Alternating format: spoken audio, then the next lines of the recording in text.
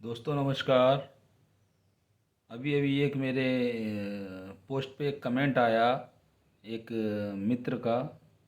और मित्र ही हैं, सा दोस्त ही हैं सब, क्योंकि फेसबुक पे सभी दोस्त हैं, मित्र हैं, जो फ्रेंड रिक्वेस्ट में है हमारी। तो उन्होंने ये कहा कि आप हिंदुओं पर ही साखी बोलते हो और हिंदुओं के लिए ही साखी बोली है क्या कबीर साहब ने, कोई मुसलमान के लिए साखी नहीं बोली क्या।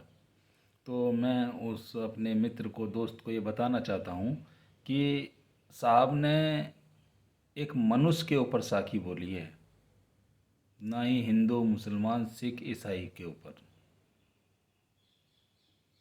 एक मनुष्य के ऊपर साखी बोली है।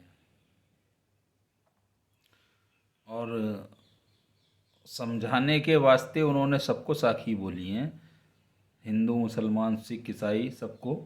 तो मुस्लिमों के लिए भी समझाने के वास्ते एक उन्होंने साखी बोली कि ऊपर चढ़ के अजान लगावे और अल्लाह को बहरा बतलावे, जो हरदम तेरे वास में 100-200 कोस नहीं है। ढूंढ लेना जाके अगर मिल जाए तो। है खुदा खुदी से जुदा हाथ नहीं आवे, जब खुदी मिटे तो यार खुदा को पावे।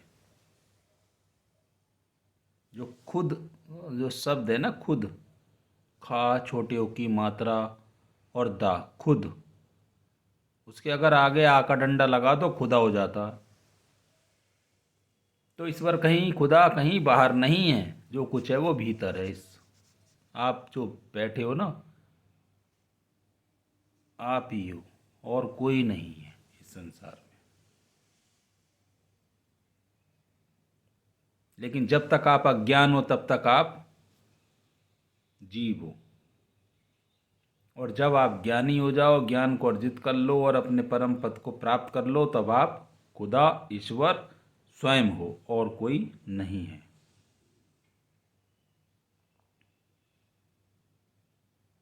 तो समझ लेना मेरे भाई, आपने कमेंट करी, आप समझना।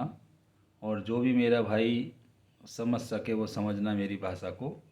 मेरी भाषा क्या, साहब की भाषा है, क्योंकि मैं साहब को ही फॉलो करता हूँ, तो ये साहब की भाषा है।